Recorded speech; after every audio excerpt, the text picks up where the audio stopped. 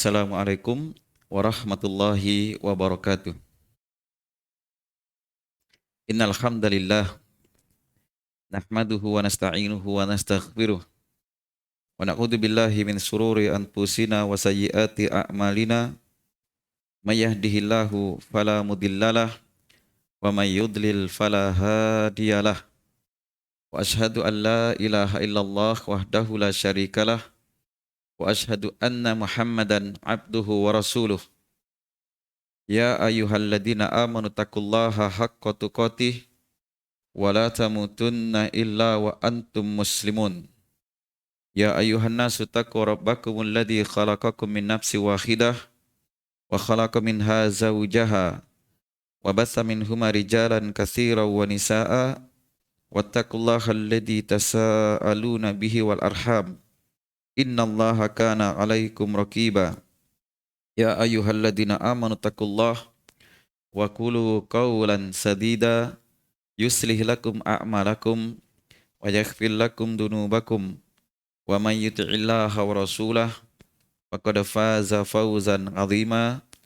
Amma ba'd, fa inna asdaqal hadisi kitabullah wa khairal hadi hadi Muhammadin sallallahu alaihi wa ala alihi wasallam wa syarral umuri muhdatsatuha fa inna kulla muhdatsatin bid'ah wa kulla bid'atin dhalalah wa kulla dhalalatin finnar. Para hadirin sekalian, al-ikhwa wal akhwat, bapak-bapak dan ibu-ibu, saudara-saudaraku dan para saudariku semuanya, alhamdulillah dengan nikmat dari Allah Subhanahu wa taala di hari ini kita diberikan kesempatan oleh Allah Subhanahu wa taala untuk belajar, dan pelajaran yang akan kita pelajari pada hari ini adalah kita akan membaca sebuah risalah yang ditulis oleh Syekhul Islam Ibnu Taimiyah. Syekhul Islam Ibnu Taimiyah, yaitu nama beliau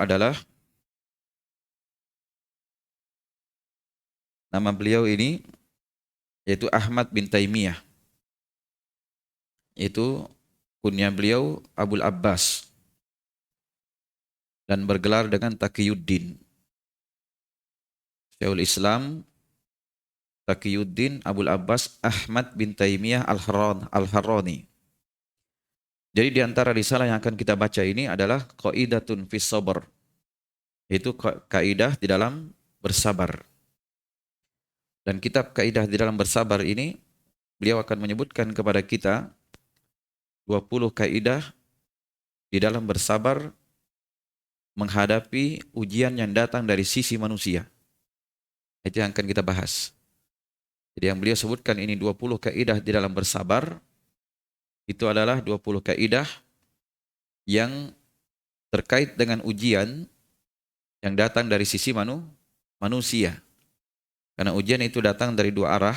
Yang pertama langsung dari langit, itu langsung dari Allah Subhanahu wa taala, itu biasanya lebih ringan kita menerimanya. Adapun yang kedua, yaitu ujian yang datang dari sisi manusia, maka itu biasanya jiwa itu lebih berat untuk menerimanya.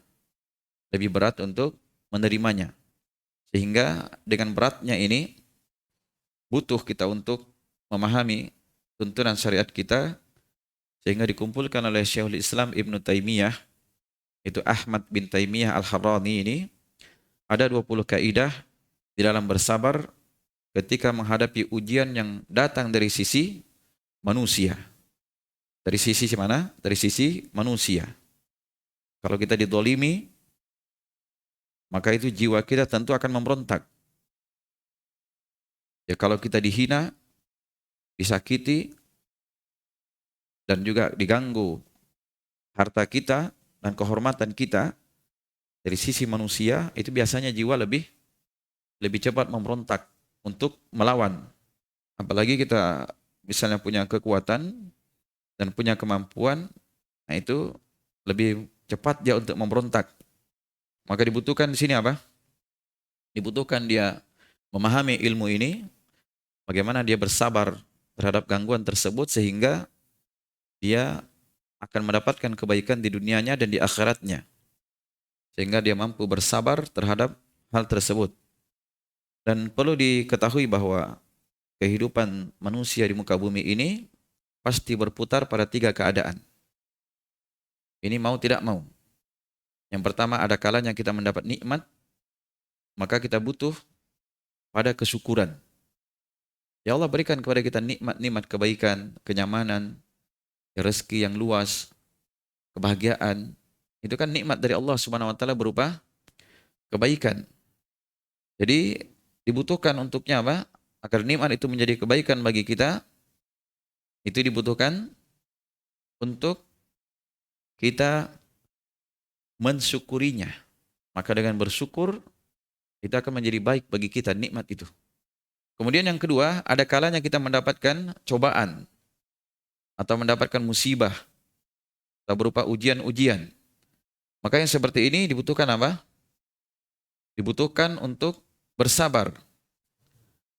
Ya, ketika kita mendapatkan cobaan, mendapatkan ujian, apakah cobaan itu datang dari Allah secara langsung atau melalui manusia, maka dibutuhkan bersabar. Dengan bersabar ini baik bagi kita. Nah, 2 perkara ini terkumpul di dalam hadis Nabi SAW, yang insyaallah akan kita baca. Itu dalam hadis yang diriwayatkan oleh Imam Muslim, bahwa menakjubkan keadaan orang yang beriman, karena semua keadaan mereka itu hanyalah kebaikan saja. Dan tidak terjadi kebaikan ini, itu perkara yang menakjubkan, yang semua keadaannya adalah kebaikan, illa lil mu'min. Kecuali hanya pada orang yang beriman. Jadi lihat ya, orang yang beriman ini, bagaimana keadaan mereka? Menakjubkan keadaan orang yang beriman. Karena seluruh perkaranya dia hanyalah kebaikan saja. Dan seluruh perkara yang merupakan kebaikan ini tidak akan terjadi kecuali pada mukmin saja. Hanya pada orang yang beriman. Bagaimana itu? In asabathu syarra'u syakara fakana khairal lah. Dan jika dia ditimpa kebaikan-kebaikan, maka dia bersyukur. Dan dengan kesyukuran itu baik bagi dia. In asabathu dharra'u sabara fakana khairal lah. Dan jika dia ditimpa kejelekan-kejelekan, sesuatu yang dia tidak sukai, sabara, dia bersabar. Fakana khairal lah. Dan dengan kesabaran itu baik bagi dia. Ini 2 keadaan ini, kalau ingin baik seorang mukmin, harus dia ketika mendapat nikmat, dia bersyukur. Ketika dia ditimpa sesuatu yang dia tidak sukai, dia bersabar. Dan ini 2 perkara ini ada, tidaklah terjadi kecuali pada orang yang beriman. Semua keadaannya adalah kebaikan. Ini perputaran kebaikan di situ. Kemudian yang ketiga, yang mau tidak mau terjadi pada diri manusia itu, ada kalanya mereka terjatuh dalam perbuatan dosa. Apakah dosa besar atau dosa kecil, dia sengaja atau dia tidak sengaja, maka mau tidak mau, pasti dia akan terjatuh. Itu adalah ketetapan dari Allah Subhanahu wa taala. Merupakan sunnatullah. Sebab Allah berfirman di dalam hadis qudsi, ya ibadi innakum tukhti'una bil-laili wan nahar wa ana aghfirudz dzunuba jami'an fastaghfiruni aghfir lakum. Ini dalam hadis yang diriwayatkan oleh Imam Muslim dari sahabat Abu Dzar. Abu Dzar itu namanya adalah Jundub bin Junadah. Kata Allah Subhanahu wa taala di sini dalam firman-Nya di dalam hadis qudsi, wahai hamba-hambaku, sesungguhnya kalian itu bersalah pada malam hari dan siang hari. Ini ketetapan dari Allah, pasti bersalah pada malam hari dan siang hari. Wa ana aghfirudz dzunuba jami'an. Dan Allah berfirman, saya akan mengampuni dosa seluruhnya. Setelah itu apa perintah Allah di sini? Fastaghfiruni. Maka minta ampunlah kepadaku, aghfir lakum. Saya akan ampuni kalian. Itu ketetapan dari Allah Subhanahu wa taala. Dan demikian pula Rasulullah sallallahu alaihi wasallam bersabda di dalam hadis yang disahihkan oleh Syekh Al-Albani rahimahullahu taala, bahwasanya kullu bani Adam khata'. Setiap anak keturunan Adam itu pasti bersalah. Pasti bersalah. Khata' itu dari kata apa? Itu khoti'ah, itu kesalahan yang disengaja atau tidak disengaja. Ya. Kesalahan yang dia maksudkan atau dia tidak maksudkan. Jadi anak cucu Adam pasti akan kena ini. Setiap anak keturunan Adam pasti bersalah. Tapi apa? Wa khairul khata'ina tawabun. Dan sebaik-baik orang yang bersalah adalah siapa? Yang bertaubat. Itu sebaik-baik orang yang bersalah, yang bertaubat. Ini 3 keadaan ya. Apa tadi 3 keadaan? Ini perputaran kehidupan manusia. Ada kalanya dia mendapat nikmat. Dibutuhkan apa? Kesyukuran. Ada kalanya dia mendapat Ujian dan cobaan dibutuhkan kesabaran. Ada kalanya dia terjatuh dalam dosa dibutuhkan istighfar. Jadi 3 perkara ini disebut dia adalah unwanus sa'adah, lambang kebahagiaan. Lihat ya, ini lambang kebahagiaan 3 ini. Jadi kalau kita ingin berbahagia kehidupan kita di dunia ini, dan juga kebahagiaan kehidupan kita di negeri akhirat, kita ada 3 perkara ini pada diri kita, yaitu bersabar, bersyukur, dan beristighfar. Maka kita akan mendapatkan kebahagiaan di negeri akhirat. Dan ini juga dipanggil oleh malaikat ketika orang-orang yang telah mengerjakan kebaikan, mereka menegakkan sholat ya di dunia ini, mereka berinfak dari apa yang Allah rezekikan, kemudian mereka juga mengganti kejelekan dengan kebaikan. Maka setelah itu disebutkan masuk mereka ke dalam surga. Setelah mereka masuk ke dalam surga, maka malaikat-malaikat itu masuk dari berbagai pintu untuk memberikan salam kepada penduduk surga ini. Ini disebut di dalam surat Ar-Ra'd pada ayat yang ke-24. Salamun alaikum bima sabartum fa ni'ma uqbad dar. Keselamatan atas kalian dengan sebab kesabaran kalian. Itu disebut oleh malaikat ini. Diberikan salam kepada penduduk surga Salamun alaikum. Keselamatan atas kalian. Bima sabartum. Dengan sebab kesabaran kalian. Itu saja yang disebut. Ya, dengan sebab kesabaran kalian. Tidak disebut amalan-amalan yang dilakukan. Sebab amalan-amalan kebaikan yang kita lakukan di dunia yang menyebabkan kita bisa masuk surga, itu tidak akan bisa langgeng kita lakukan tanpa kesabaran. Makanya kunci ini yang disebut oleh malaikat-malaikat tadi. Salamun alaikum bima sabartum fa ni'ma uqbad dar. Keselamatan atas kalian dengan sebab kesabaran kalian. Fa ni'ma uqbad dar. Maka alangkah baiknya tempat kesudahan itu, yaitu surga. Lihat ya bagaimana ini kehebatan dari kesabaran itu. Dan kita lihat juga di dunia ini, Allah menolong para nabi dan para rasul, itu tidak lepas dari kesabaran mereka di dalam berdakwah dan di dalam menghadapi manusia yang menentang dakwah mereka. Kita lihat ya kisah dari Nabi Musa alaihissalam. Kita tahu Nabi Musa alaihissalam itu siapa yang dihadapi? Fir'aun, penguasa yang mengatakan ana rabbukumul a'la. Saya adalah penguasa yang paling tinggi, Tuhan yang paling tinggi. Nabi Musa cuma segelintir orang. Tapi apa yang terjadi? Karena kesabarannya, Allah Subhanahu wa taala memenangkan Nabi Musa alaihissalam dan Bani Israel. Ini sebabnya kesabaran saja. Ya, makanya Allah berfirman di dalam Al-Qur'an surat Al-A'raf pada ayat yang ke-137 ya. Wa awrasnal qaumal ladzina kanu yustad'afuna masyariqal ardi wa magharibaha allati barakna fiha wa tammat kalimatu rabbikal husna ala bani Israil bima sabaru. Di sini dia letaknya ini. Ya, ala bani Israil bima sabaru. Wa damarna makana yasna'u fir'aunu wa qaumuhu wa makanu ya'risun. Perhatikan di sini Allah Ta'ala berfirman, dan kami wariskan kepada kaum yang tertindas. Kaum yang tertindas ini siapa? Nabi Musa dan Bani Israel. Yustad'afun, itu kaum yang lemah. Yang mereka ini ditindas karena kelemahannya. Tidak punya kemampuan untuk melawan. Maka dikatakan di sini, dan kami wariskan kepada kaum yang tertindas tadi, bumi bagian timurnya dan bagian baratnya. Ini bumi ya, dari arah timurnya dan baratnya, ini diwariskan kepada mereka.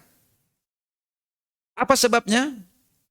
Nah, lalu dilanjutkan lagi, dan telah kami sempurnakan firman Tuhanmu yang baik itu sebagai janji untuk Bani Israel.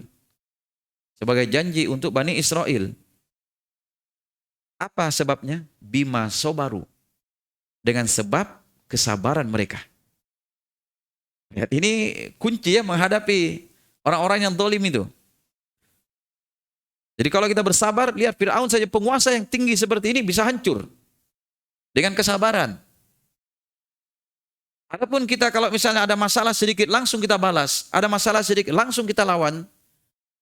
Nah, itu akan mendatangkan sesuatu yang lebih besar. Karena itu kata para ulama, berarti kita memberi maunya mereka. Setiap ada masalah langsung kita bangkit ingin membalas. Maka yang seperti ini apa? Berarti kita memberi maunya mereka dan itu akan semakin jadi. Ibarat ada percikan api, kita lihat percikan api disiram lagi bensin. Tambah jadi, disiram lagi bensin. Tambah jadi dia. Ini akan disebut oleh Syekhul Islam di sini. Nanti di salah satu kaidahnya. Dan demikian pula ini yang dinasihatkan oleh guru kami ketika di Yaman. Sebelum kami pulang waktu itu, khusus beliau menasihatkan kepada kami. Jadi menghadapi fitnah itu, ujian-ujian yang datang dari sisi manusia, kata beliau apa? Jangan setiap kali ada sesuatu yang sifatnya mengganggu kita, langsung kita balas. Itu berarti kata beliau kita memberi maunya mereka. Tapi justru di kondisi seperti ini kita semakin sibukkan diri dengan ilmu, sibukkan manusia dengan ilmu, sehingga kawan dan lawan menjadi paham mana hakikat sebenarnya dari suatu masalah itu. Nah, ini dari hal yang tidak diperhatikan ya. Sekarang ini zaman Facebook, zaman lainnya itu kadang orang tidak sabaran. Baru dia baca, hah kenapa begini? Langsung dia tulis, sikat. Kan begitu ya. Akhirnya semakin apa? Sesuatu yang sifatnya kecil akan menjadi semakin runyam. Semakin sulit diselesaikan karena itu tadi. Tidak adanya kesabaran. Tapi lihat Bani Israel ini Allah menangkan terhadap Fir'aun. Apa sebabnya? Bima sobaru. Dengan sebab kesabaran mereka. Kemudian kata Allah, dan kami hancurkan apa yang telah diperbuat oleh Fir'aun dan kaumnya. Dan apa yang telah mereka bangun. Allah hancurkan Fir'aun. Allah hancurkan kaumnya. Dan apa-apa yang mereka bangun Allah hancurkan semuanya. Nah berkutik mereka. Ini pertolongan Allah kepada Bani Israel ini. Dari sisi mana turunnya pertolongan? Karena kesabaran mereka. Perhatikan kalimatnya, bima sobaru. Dengan sebab kesabaran mereka. Lihat juga ketika para malaikat tadi memberikan salam kepada penduduk surga Aden, masuk dari berbagai pintu, memberikan salam kepada penduduk surga Aden, apa yang dia katakan? Salamun alaikum bima sobartum. Keselamatan atas kalian dengan sebab kesabaran kalian. Dipahami sampai di sini? Hebatnya nih kesabaran ya. Ya, kalau kita ingin urai tentang kesabaran ini dan keutamaannya sangat luas sekali. Banyak dalil-dalil dari Al-Quran. Dari berbagai sisi. Dan dari hadis-hadis Nabi SAW. Dari ucapan beliau, dari perbuatan beliau, dari perbuatan sahabat yang beliau benarkan. Bagaimana bentuk kesabaran-kesabaran itu. Kisah orang-orang yang bersabar. Sehingga membawa kebahagiaan dan keselamatan bagi mereka. Nah sekarang kita lihat ya. Kita kembali kepada kitab. Di sini Syekhul Islam Ibn Taimiyah. Beliau akan menyebutkan 20 kaidah kesabaran. Ini ada 20. Jadi dari 20 kaidah ini, Masya Allah ya, dari kaidah pertama, nanti masuk kaidah kedua ini akan menguatkan kaidah yang pertama. Masuk kaidah yang ketiga ini akan menguatkan kaidah yang kedua. Kaidah yang keempat, itu akan menguatkan lagi kaidah yang ketiga. Begitu. Masya Allah ya, hebatnya ini kitab. Jadi beliau sebutkan ini kaidah begini dulu, kalau kita diganggu oleh manusia. Setelah beliau sebutkan kaidah yang kedua, ini menguatkan lagi untuk kaidah yang pertama. Ketika disebutkan kaidah yang ketiga, ini menguatkan lagi untuk kaidah yang kedua dan yang pertama. Sampai terakhir, menyempurnakan semuanya. Masya Allah, ini hebatnya ini kitab.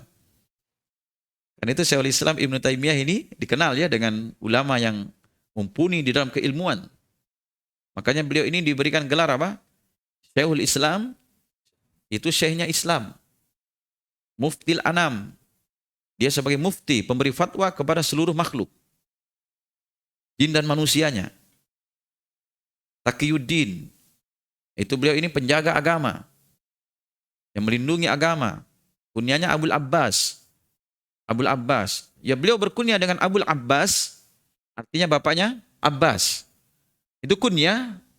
Kunyah itu yang didahului dengan kata Abu atau didahului dengan kata Ummu. Abu artinya bapak.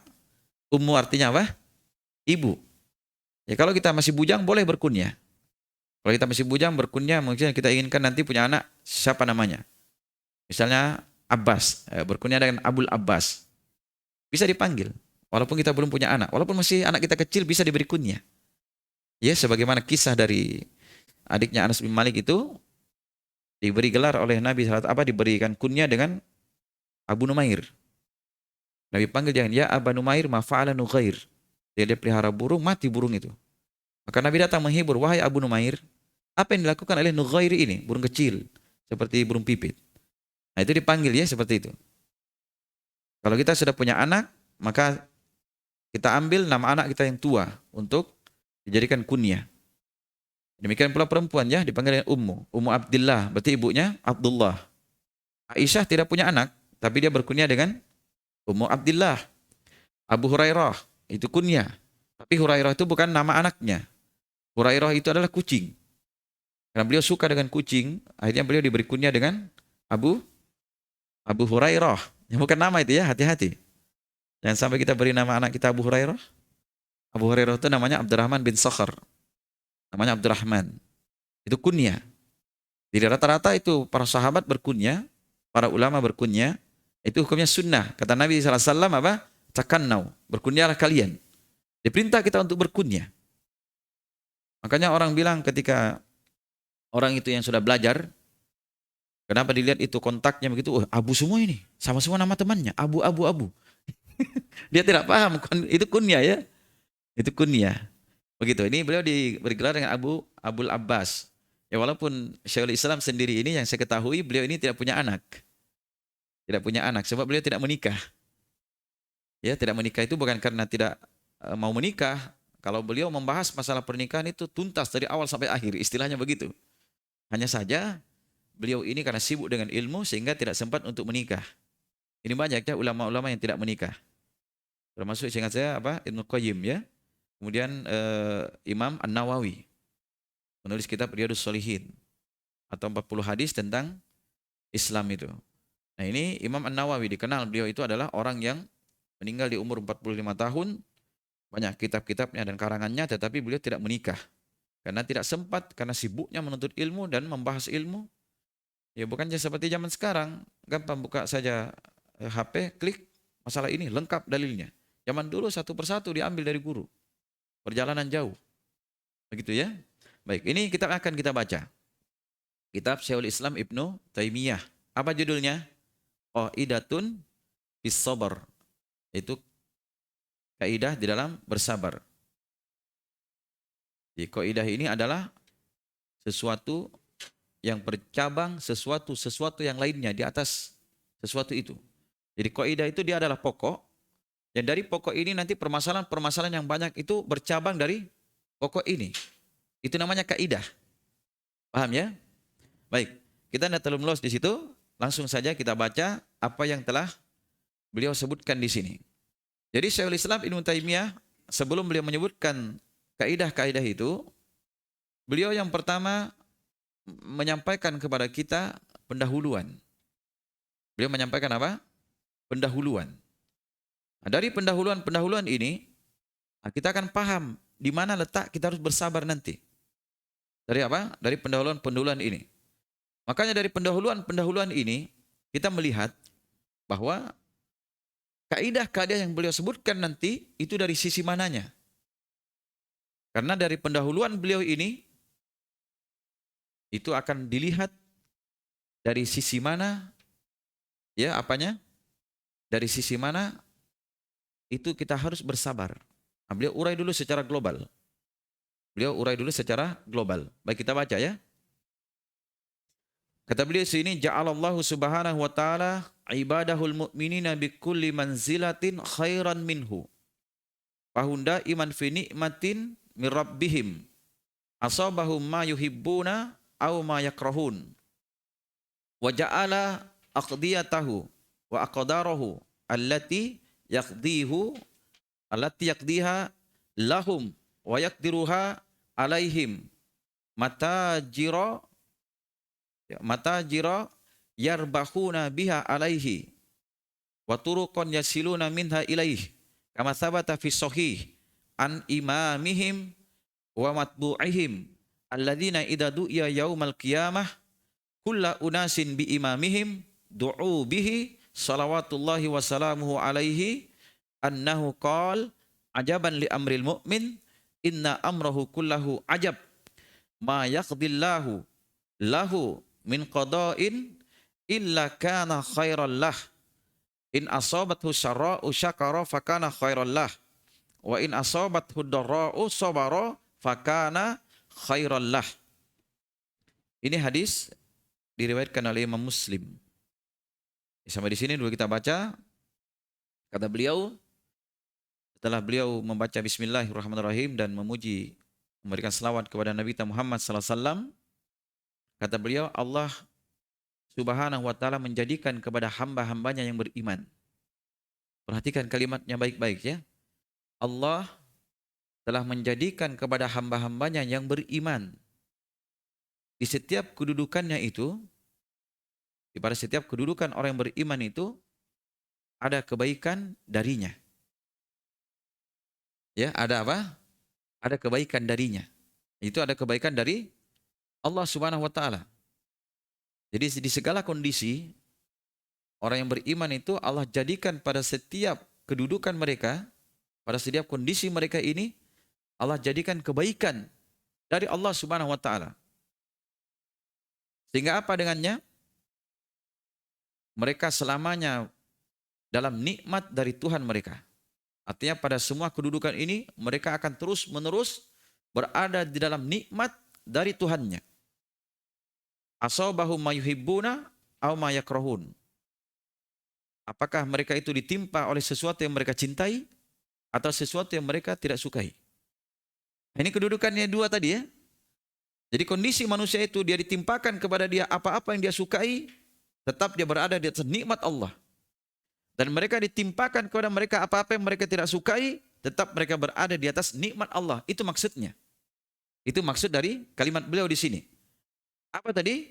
Yaitu Allah menjadikan pada hambanya yang beriman, pada setiap kedudukannya itu kebaikan dari Allah. Allah jadikan mereka itu terus menerus di dalam nikmat dari Tuhannya. Lalu beliau urai. Mereka ditimpa kebaikan-kebaikan, apa yang mereka cintai, atau mereka ditimpa apa yang mereka tidak sukai. Tapi mereka tetap di atas nikmat. Jelas ya? Baik, kita lanjut. Nah ini poin per poin begini ketika kita mengenal disimpulkan dulu di kepala kita. Oh ini kesimpulannya. Nah, itu cara menuntut ilmu yang bagus. Jadi ketika kita mendengar dulu kalimat ini, langsung kita berikan kesimpulan dulu di otak kita. Kesimpulannya apa? Orang yang beriman itu Allah jadikan pada kedudukan mereka semua kedudukannya itu pasti kebaikan. Ya kan? Sehingga mereka terus menerus berada di dalam nikmat Tuhannya. Apakah mereka ditimpa sesuatu yang mereka sukai, tetap berada di atas nikmat. Mereka ditimpa sesuatu yang mereka tidak sukai, tetap mereka berada di atas nikmat Tuhannya. Nah, ini kan kesimpulan ya. Kalau kita sudah paham kesimpulan ini, kita lanjut lagi. Nanti lanjutan yang kedua ini disimpulkan lagi. Jadi kesimpulan pertama, kesimpulan kedua nanti tergabung akan saling menguatkan. Ini kita olah sendiri di mana? Di pikiran kita ketika mendengar, kita simpulkan, oh ini kesimpulannya. Ini kesimpulannya. Itu akan menguatkan kita ketika mendengar ilmu. Karena itu sebagian para penuntut ilmu hadis zaman dahulu, ketika mereka mendengar hadis, gurunya sampaikan hadis. Mereka dengar dengan baik, mereka simak dengan baik. Setelah gurunya selesai menyampaikan hadis, bangkit gurunya, mereka bangkit, dia gantikan gurunya, dia sampaikan persis sebagaimana gurunya. Nah begitu ya. Karena para ulama ahlul hadis mengatakan, sebagian mereka mengatakan apa? Saya tidak mau mendengar hadis dua kali. Artinya satu kali dengar saya harus paham dan harus saya hafal. Itu dia biasakan dirinya seperti itu. Ketika mendengar, dia sudah tahu kesimpulannya begini. Jadi ketika dia tanya, dia sudah bisa urai dari awal sampai akhir. Begini kesimpulan poin-poinnya. Ya, itu membiasakan diri. Jadi kita bangkit dari majelis ilmu, kita pulang, kita sudah tahu kesimpulannya. Pembahasan pertama tentang ini begini kondisinya. Yang kedua begini dia. Yang ketiga begini dia. Nah, itu memudahkan di dalam apa? Di dalam mengikat ilmu. Memudahkan kita untuk mengingat dan mengikat ilmu tersebut dan melihat mana arah pembahasan ilmu tadi. Jelas sampai di sini? Baik, kita lanjut ya. Nah, setelah beliau sebutkan ini, poin ini, kata beliau, wa ja'ala aqdiyatahu wa aqdarahu allati yaqdiha lahum wa yaqdiru lahum wa yaqdiruha alaihim matajira yarbahuna biha alaih. Nah, kemudian kata beliau di sini, Allah tadi menjadikan apa ini?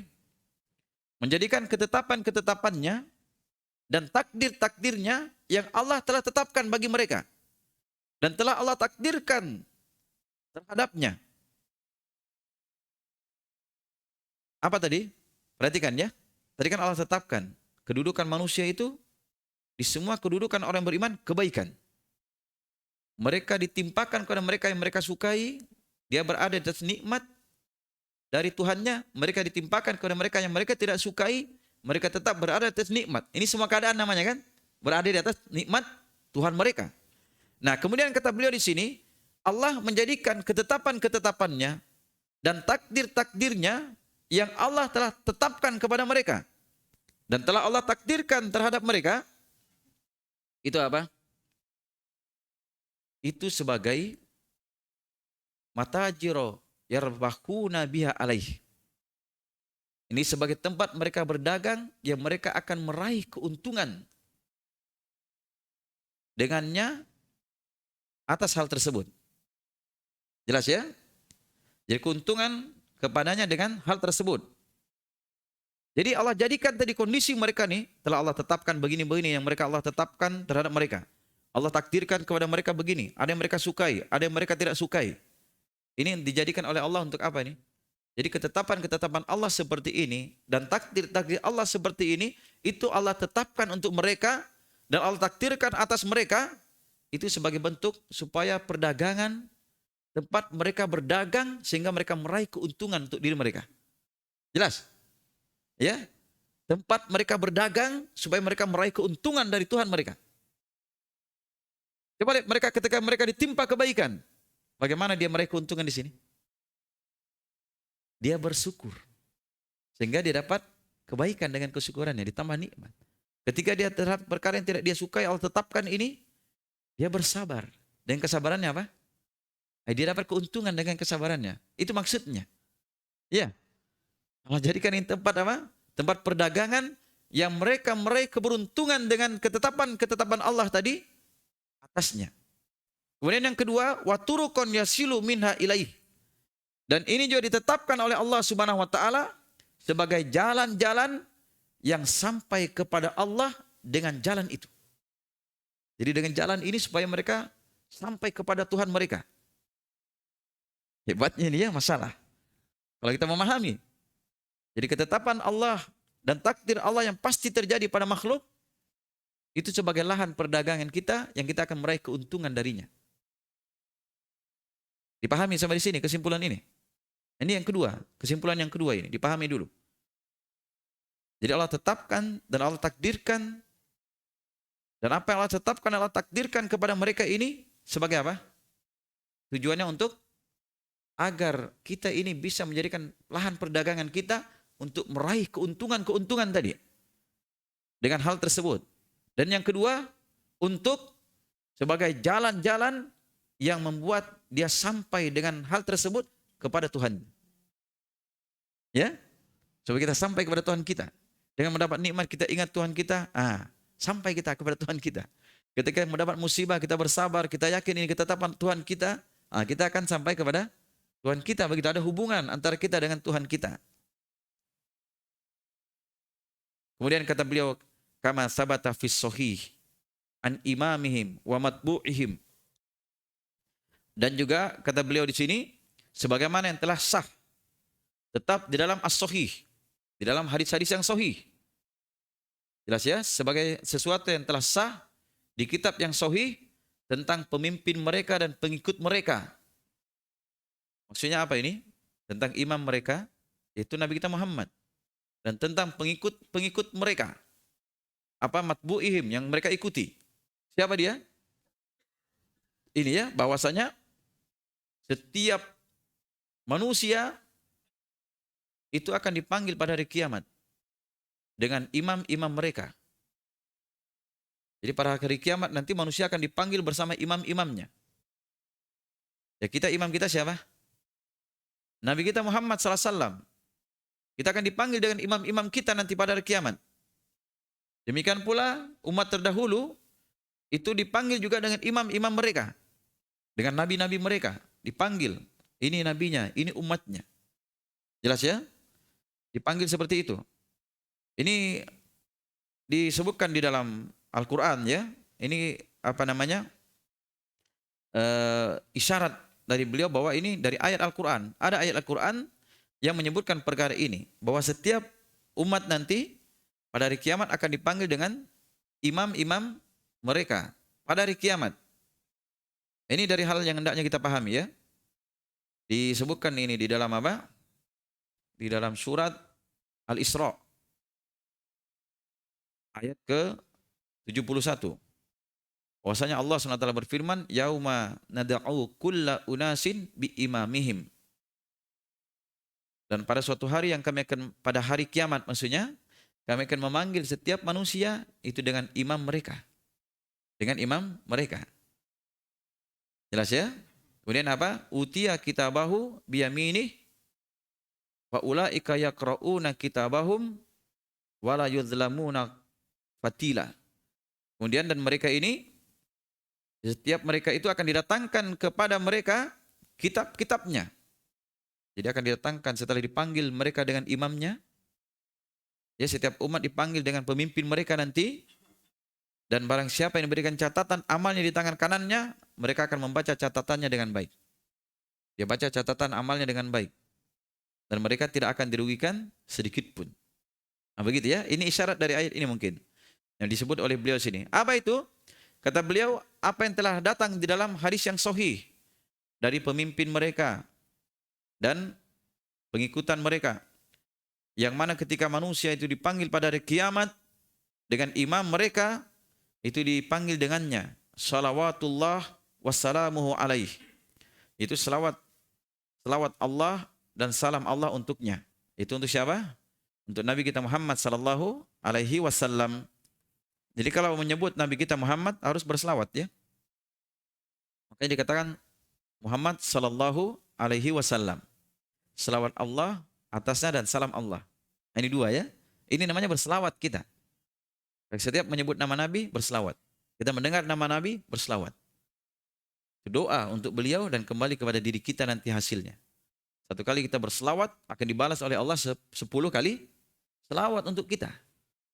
Makanya para ulama itu ketika menyebut nama Nabi atau menulis nama Nabi kita Muhammad, mereka tulis lengkap sallallahu alaihi wasallam.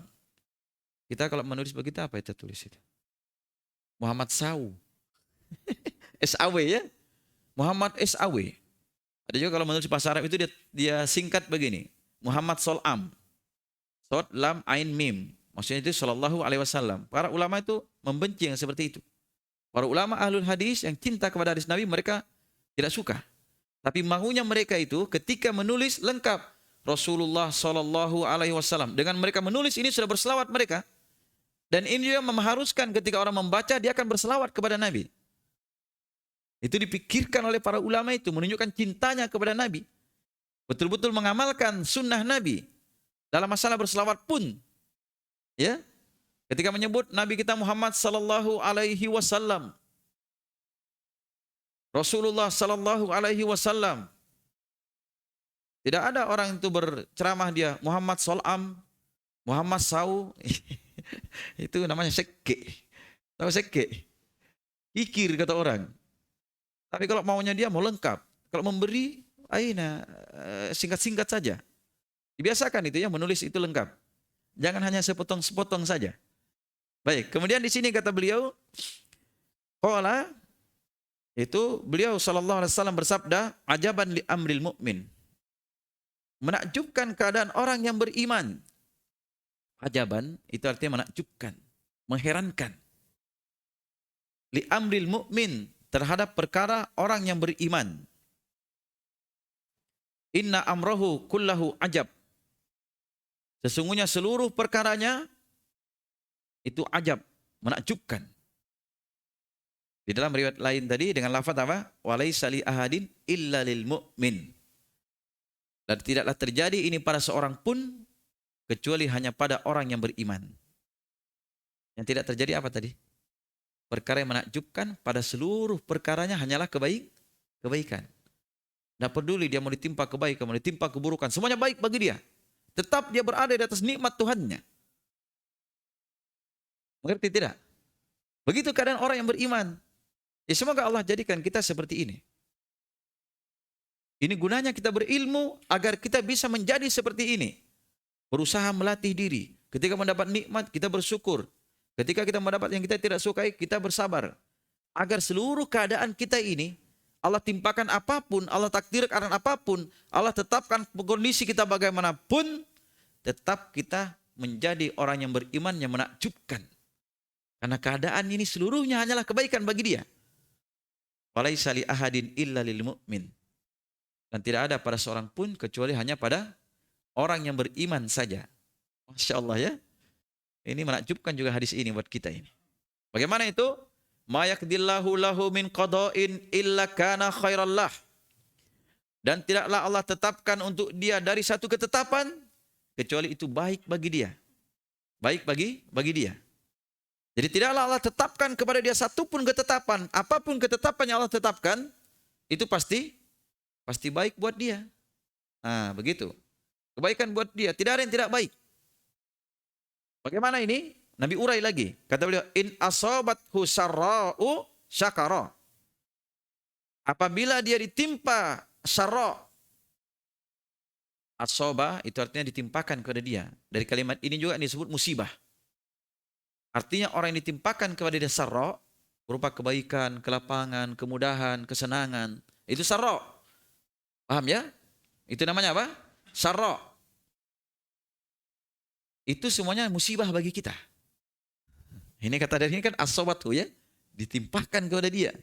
Dimusibahkan kepada dia. Karena ini ujian. Kapan kita mendapat hal tersebut, kita mampu mensyukurinya, ini baru menjadi kebaikan. Kalau tidak menjadi musibah bagi kita. Paham? Karena itu manusia disebut di dalam Al-Quran apa? Dalam surat Al-Fajr, fa'ammal insanu idza mabtalahu rabbuhu fa'akramahu wa na'amah fayaqulu rabbi akraman. Fa'ammal insan, adapun manusia, idza mabtalahu rabbuhu, jika Tuhannya telah membalak dia, ini juga balak ini, ujian bagi dia. Apa itu? Allah berikan kepada dia rezeki dan Allah berikan kepada dia nikmat. Fa akramahu wa na'amahu. Allah muliakan dia dan Allah beri nikmat kepada dia. Sehingga dia berkata, Rabbi akraman. Oh Tuhanku memuliakan aku. Kalau dia dapat nikmat. Ya. Dia dapat sesuatu yang dia sukai. Tapi sebaliknya apa? Fa ammal insanu idza mabtalahu rabbuhu fa qadara alaihi rizqah. Fa yaqulu Rabbi ahanan. Adapun manusia itu jika Allah balak dia, ini balak juga namanya. Diberikan nikmat itu balak bagi dia. Diberikan sesuatu yang dia tidak sukai, ini balak juga bagi dia. Apa itu? Allah batasi rezekinya dia. Dia berkata, Tuhanku telah menghinakan aku. Ini manusia begitu kondisinya dia. Dapat nikmat senang, tapi lupa bersyukur. Dapat saya tidak sukai, justru dia mengeluh, Tuhanku telah menghinakan aku ini. Tapi orang yang berbahagia itu yang menakjubkan keadaannya bagaimana? Ini tidak terjadi kecuali pada orang yang beriman, yang memahami betul ini datang dari Tuhannya, yang Allah inginkan nikmat bagi dia pada semua keadaannya. Kemudian kata beliau di sini, Rasulullah bersabda, "Ma yakdillahu lahu min qada'in illa kana khairallah." Tidaklah Allah menetapkan untuk dia dari ketetapannya, dari ketetapan itu, ya dari satu pun ketetapan kecuali kana khairallah, kecuali tersebut adalah kebaikan bagi dia. Bagaimana? Nabi ungkap, in asabathu syarra'u, dan jika ditimpakan kepada dia kebaikan-kebaikan, syakara, dia bersyukur. Ini kuncinya ini. Dia bersyukur. Fakana khairallah, maka kesyukuran itu baik bagi dia. Bisa kita? Harus bisa. Kita usahakan. Terus minta pertolongan Allah agar kita mampu mensyukuri nikmat ini.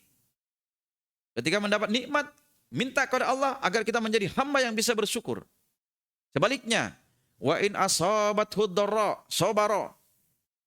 Dan jika kejelekan, dharra, apa itu dharra? Kesulitan, kesusahan yang dia tidak sukai, musibah, ujian, berbagai cobaan. Jika itu ditimpakan kepada dia, bagaimana ini orang beriman tadi menakjubkan? Sobaro, dia bersabar. Fakana khairallah, maka kesabaran itu baik bagi dia. Ini hebatnya hidup orang yang beriman ini ya. Hebatnya ini hidup orang yang beriman seperti itu. Dia bersabar. Dan itu ada kisah ulama zaman dahulu. Dia dikaruniakan kepada dia istri, tapi istrinya jelek sekali. Orangnya jelek, susah dengan suami jelek. Saya tidak menyinggung ahwat di bawah ya, enggak. Cuma kalau ada yang begini ya harus tersinggung. Harus tersinggung kalau ada ahwat begini. Jadi setelah dia ditimpakan kepada dia ini, istrinya jelek sekali. Orangnya jelek, susah dia menghadapinya. Tapi dia tidak ceraikan. Ketika ditanya, kenapa kamu tidak ceraikan saya istrimu begitu? Dia bilang, ya bersabar saya terhadapnya. Semoga saja katanya ini mungkin balasan dosaku yang masa lalu. Lihat ya? Dia lihat mungkin katanya ini pengaruh balasan dari dosaku yang masa lalu itu. Sehingga Allah berikan saya istri seperti ini. Mungkin dengan sebab itu kan dia akan menerima apa? Kebaikan-kebaikan dengan kesabarannya. Menebus dosanya yang masa lalu itu. Ini para ulama seperti itu. Kalau kita gimana kira-kira? Hah? Ya insya Allah harus bersabar begitu. Kecuali kalau memang sudah tidak mampu lagi bersabar. Karena tidak orang tidak mampu lagi bersabar. Atau pertanyaannya, adakah batas kesabaran? Batas sudah habis kesabaranku. Sudah sampai titik terakhir. Ya gitu ya. Sudah sampai titik terakhir. Tidak ada. Kesabaran itu sampai mati. Tidak ada cerita kesabaran itu habis. Paham? Harus sampai mati kesabaran. Harus kita terus bersabar. Karena itu Imam Ahmad ketika menjelang kematiannya, sampai ini sudah hampir sekarat. Tapi dia tetap bersabar.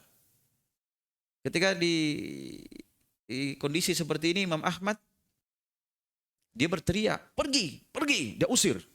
Orang-orang sekitarnya bingung, kenapa dia ini tiba-tiba langsung berteriak mengusir orang. Pergi kamu. Setelah dia agak normal sedikit, kan kondisinya berat, dia mau meninggal. Ditanya, kenapa engkau katakan seperti itu? Kata beliau begini, tadi syaitan datang kepadaku. Syaitan datang kepada Imam Ahmad ketika menjelang kematiannya. Kata beliau ketika dia datang ini, dia mengaku syaitan. Wahai Ahmad, saya ini syaitan. Nah bilang. Dia jelaskan dirinya syaitan. Sekarang saya mengaku kalah sudah. Saya mengaku kalah. Lihat ya, ini tipu daya syaitan itu, pandai dia. Kira-kira kita sudah mau mati ini, syaitan datang, sudah, saya ini syaitan, jujur dia. Lihat ya, tidak semua kejujuran itu bagus. Dia ini jujur ini kepada Imam Ahmad, saya ini syaitan. Jujur dia. Sekarang saya mengaku kalah. Lihat Imam Ahmad, orang yang berilmu, langsung paham. Ini bahaya ini. Kata beliau, tidak, saya belum kalah. Pergi kamu. Apa kamu belum kalah? Kata beliau, pergi kamu. Apa yang diinginkan? Sudah menjelang kematiannya, kamu kalah juga akhirnya, hebat saya. Muncul kesombongan. Matilah dalam kesombongan. Itu yang dikhawatirkan. Kalau kita datang musuh mengaku kalah sama saya deh. Baru begitu sudah kalah kamu. Akan begitu akhirnya muncul kesombongan. Dengan kesombongan ini akan menghancurkan kita. Tapi Imam Ahmad tidak.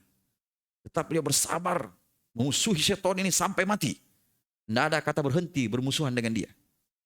Paham ya? Apa kata beliau? Pergi kamu. Karena ini sebab syaitan itu menginginkan kejelekan buat dia. Itu bersabar sampai mati. Bersabar sampai mati. Dan kita terus berusaha untuk bersabar ini tidak pernah berhenti sampai kita mati. Jadi kita itu tidak pernah lepas dari yang namanya ujian, keberatan, kepayahan. Itu tidak ada dalam hidup kita itu. Semuanya hilang orang itu. Kalau kita merasa ada yang berat kita terima, belum tentu orang itu seperti kita karena lebih berat dari kita. Tidak ada orang hidup enak terus. Tidak ada juga orang hidup itu sakit terus. Paham ya? Tidak begitu. Sehingga siapa? Imam Ahmad juga pernah ditanya, wahai Imam, kapan kita berhenti beramal? Kapan? Kita ini berhenti beramal, pensiun sudah. Kata beliau, inda awali kudumihi fil jannah. Ketika awal kali dia datang di sorga, baru istirahat kita. Tidak ada kata istirahat. Ya? Kalau dia ditanya, kapan kita beristirahat, wahai Imam? Kata beliau, awal kali ketika dia datang di sorga. Sudah masuk dalam sorga, baru dikatakan istirahat. Tidak ada lagi ujian, tidak ada lagi keberatan, kepayahan. Sekarang saya tanya, kalau kita mati itu enak atau susah? Hah? Ayo. Susah. Kenapa susah? Nah, ini dia. Karena itu kata Fudail bin Iyad. Fudail bin Iyad ini, barakallahu fikum. Fudail bin Iyad itu seorang tabi'in yang mengatakan, wahai manusia, kata beliau, kita ini keluar dari dunia, keluar dari rahim ibu menuju dunia itu ringan. Tetapi kita keluar dari dunia ini, meninggalkan dunia ini sangat berat. Sebab semua yang kita hidup di dunia ini akan kita pertanggungjawabkan setelah kematian.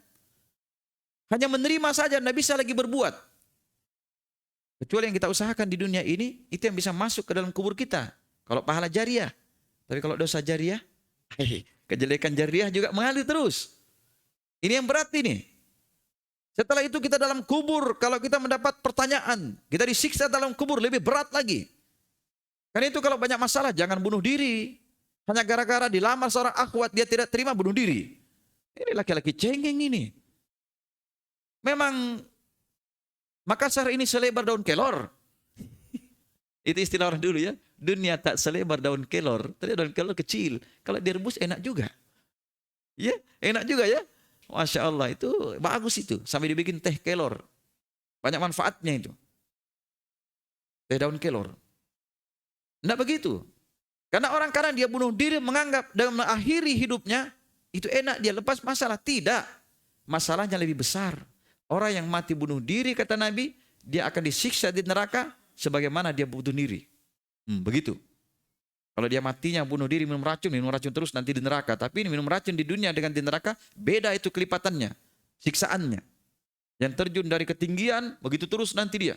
Terjun dari ketinggian. Itu berat. Kita dibangkitkan di padang mahsyar berat. Kita menerima catatan amal kita nih, yang baik atau yang buruk. Ditimbang lagi mana yang lebih berat amalannya. Kalau ada kezalimannya terhadap manusia, dia bayar dengan kebaikannya. Kalau dia tidak punya lagi kebaikan, dia ambil dosa orang, akan dipikulkan kepada dia. Itu orang yang bangkrut pada hari kiamat. Belum lagi melewati jembatan di padang mahsyar. Susahnya itu. Jembatannya lebih tipis daripada mata pedang. Lebih halus daripada rambut. Bisa lewat. Berarti lebih tebal itu kabel PLN itu ya? Bisa jalan di situ? Belum bisa. Ini neraka itu dalamnya tidak kelihatan. Batu dijatuhkan dari muara neraka sampai di bawahnya itu selama 70 tahun baru sampai. Kira-kira dalamnya bagaimana? Kalau hanya tingginya 1 meter bisa kita lewat santai kan. Tapi kalau semakin jauh, semakin berat, ini neraka ini. Nanti kalau sudah masuk surga baru istirahat. Aman di situ. Aman ya kalau sudah masuk surga. Ini perhatikan baik-baik sini. Makanya orang yang beriman itu menakjubkan keadaan mereka. Menakjubkan keadaan mereka. Semua keadaannya. Apa saja Allah tetapkan kepada dia, dari satu ketetapan, itu semuanya kebaikan buat dia. Illa kana khairal lahu, kecuali itu kebaikan bagi dia. Dia ditimpakan kebaikan, dia bersyukur. Nah ini kebaikannya di situ. Kesyukuran ini baik bagi dia. Ditimpakan kepada dia sesuatu yang dia tidak sukai, dia bersabar. Kesabaran ini baik bagi dia. Ini 2 kunci kebaikan ini. Kemudian kita baca selanjutnya. Kata beliau, fahadal hadithu ya'ummu jami'a aqdiyatahu. Jami'a aqdiyatihi. Li'abdihil mu'min. Apa itu? Dan hadis ini kata beliau umum pada seluruh ketetapan-ketetapan Allah terhadap hambanya yang beriman. Mencakup seluruh ketetapan Allah terhadap siapa? Terhadap hambanya yang beriman. Maka disebut sini li'abdihi, abdunnya satu orang saja. Maksudnya hambanya, ya seluruh hambanya masuk. Terhadap hambanya yang beriman. Jadi hadis ini menunjukkan apa? Umum. Mencakup seluruh ketetapan Allah terhadap hambanya yang beriman. Kebaikan dan keburukan. Wa annaha khairullah. Dan sesungguhnya ketetapan Allah tadi adalah kebaikan bagi dia. Bagi orang yang beriman. Kapan kebaikan bagi dia? Kata beliau, idza sabaru ala makruhiha wa syukru li mahbubiha. Itu kata beliau, jika dia bersabar terhadap perkara-perkara yang dia tidak sukai, dari ketetapan Tuhannya, dan dia bersyukur terhadap apa yang dia cintai dari ketetapan Tuhan. Itu baru kebaikan. Kalau tidak, tidak kebaikan. Diberi nikmat, tidak bersyukur, bukan kebaikan. Hati-hati ini. Bala, ya. Kalau dia timpa kejelekan, hati-hati ini. Kalau dia tidak bersabar, semakin tambah kejelekan. Paham ya? Kemudian kata beliau apa? Bal hada dakhilun fi musammal iman fa innahu kana qala salaf al imanu nisfan nisfu sabrin wa nisfu syukrin ka qaulihi ta'ala inna fidzalika laayatin likulli sabarin syakur. Bahkan kata beliau ini tadi apa ini? Ketetapan Allah tadi. Ini dakhilun fi musammal iman. Ini masuk dalam penamaan keimanan. Masuk dalam penamaan iman. Yang mana ini? Kata beliau, fa innahu kama qala salaf. Sesungguhnya sebagaimana telah diucapkan oleh as-salaf. Apa yang dimaksud as-salaf? Salaf itu dari kata salafun. Salafun itu artinya yang mendahului kita. Yang mendahului kita ya, itu salaf. Yang mendahului kita ini dari bapak kita, kakek kita, terus ke atas. Yang mendahului kita ini semuanya salafnya kita. Tapi yang diinginkan salaf di sini adalah yang mendahului kita dari Nabi dan para sahabatnya. Itu pendahulu kita yang solih namanya. Salaf itu kan ada dua ya. Ada yang mendahului kita yang baik, ada yang mendahului kita yang jelek. Tapi yang maksudkan ini as-salaf sini as-salafus solih. Pendahulu yang baik, yaitu Nabi dan para sahabatnya. Itu salaf. Makanya Nabi pernah bersabda kepada Fatimah, ya Fatimah, nikmatus salaf analak. Wahai Fatimah, sebaik-baik salaf bagi kamu adalah saya, kata Nabi. Maksudnya apa? Sebaik-baik pendahulu bagimu, wahai Fatimah, saya, kata Nabi. Saya, kata Nabi SAW. Makanya, kalau kita akan diperintahkan untuk mengikuti Nabi dan para sahabatnya, yang pendahulu kita yang soleh, yang telah dijamin surga. Makanya orang yang mengikuti orang yang terdahulu, itu dikatakan apa? Salafi. Dalam masalah itu salafun, kalau untuk nisbat ke salaf ini mengikuti orang yang terdahulu, ditambah huruf iya. Salafi. Itu nisbat. Orang Makassar dikatakan al-Makassari. Ini kan nisbat yang iya-nya di belakang itu. Jadi salafi itu bukan golongan.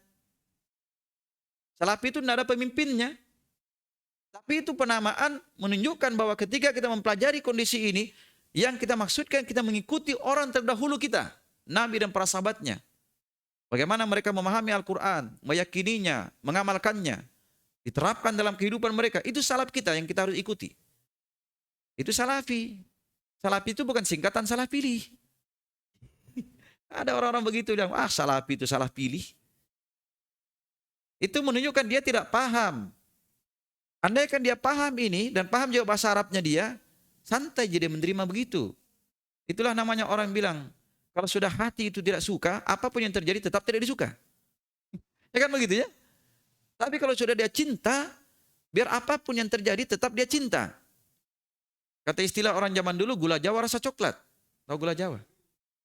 Ada gula kelapa itu ya, gula kayak gula merah itu. Kalau dia makan, biar bagaimana, karena sudah cinta dia, rasa coklat juga. Itu sudah lupa diri namanya. Ya, begitu. Baik, kita lanjut. Kama qala salaf. Dipahami salaf tadi ya? Supaya kita paham ini. Kalau dikatakan, apa itu salafi? Ya mengikuti orang terdahulu. Selesai urusan. Jadi salafi itu bukan wahabi. Nah, begitu. Jadi salafi itu mengikuti orang terdahulu. Adapun wahabi itu, yang disebut Syekh Muhammad bin Abdul Wahab itu jauh belakangan. Jauh ratusan tahun setelah Nabi. Kita bukan mengikuti dia, tapi kita ikuti yang di atasnya lagi. Nabi dan para sahabatnya. Paham? Itu salafi. Berkata as-salaf. Al-imanu nisfan. Keimanan itu 2,5. Artinya dari 2 ini setengah-setengah dia, terbagi 2. Kan dia 2 toh, tapi dia bagi setengah. Nisfu sobrin, wa nisfu syukrin. Jadi dari 2 ini tadi, satunya ini adalah setengahnya, yang satunya ini adalah kesabaran, yang satunya adalah apa? Kesyukuran. Jadi 2,5. Jadi dari 2 ini dibagi setengah-setengah. Jadi sebagiannya ini itulah kesabaran. Sebagiannya adalah kesyukuran. Itu iman. Lihat ya, al-imanu nisfan. Jadi keimanan itu dua setengah. Dari dua itu dibagi setengah. Begitu maksudnya. Jadi satu bagian kesabaran dan satu bagiannya kesyukuran. Sebagaimana firman Allah Ta'ala, inna fidalika la ayatin likulli sabbarin syakur. Inna fidalik. Sesungguhnya pada hal yang demikian, la ayatin adalah ayat. Adalah apa? Ayat. Sesungguhnya pada yang demikian itu terdapat apa? Ayat. Apa itu ayat? Ayat itu jamak dari ayat. Ya. Ayat itu adalah sesuatu yang paling nampak menunjukkan tentang kebesaran Allah. Sesuatu yang paling jelas. Itu ayat. Itu kalimat ayat ya. Inna fidalik. Padahal yang demikian itulah ayatin. Betul-betul dia adalah ayat. Itu tanda-tanda kekuasaan Allah. Bagi siapa ini? Likulli sabbarin syakur. Disebut ini dua ini. Bagi setiap orang-orang yang betul-betul bersabar dan setiap orang-orang yang bersyukur.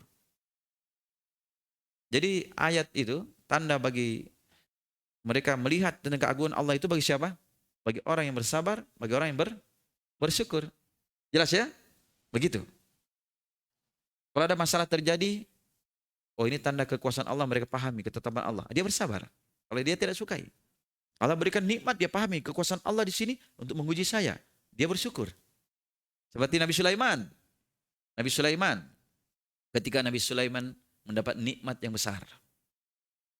Waktu dikabarkan tentang ada ratu yang menyembah matahari. Setelah itu dipanggillah dia, disurati untuk datang ke mana? Ke tempatnya Nabi Sulaiman. Setelah itu Nabi Sulaiman bertanya kepada pengikutnya. Dari kalangan jin, binatang, manusia. Semuanya akan dia kuasai. Kata Nabi Sulaiman, siapa yang bisa datangkan singgasana Ratu Balkis? Singgasana itu tempat duduknya itu ya. Tempat duduk ratu itu.